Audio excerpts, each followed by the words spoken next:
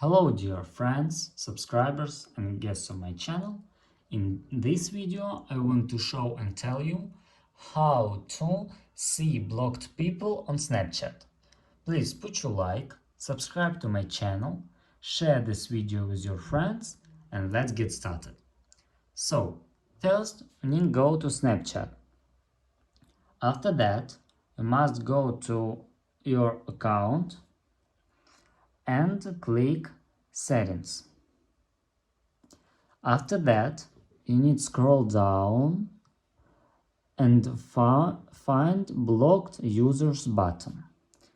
And here you can find all your blocked users on Snapchat. And that's all. If you enjoyed this video and found it helpful, please put your like, subscribe to my channel and share this video with your friends. Bye bye everyone. See you later.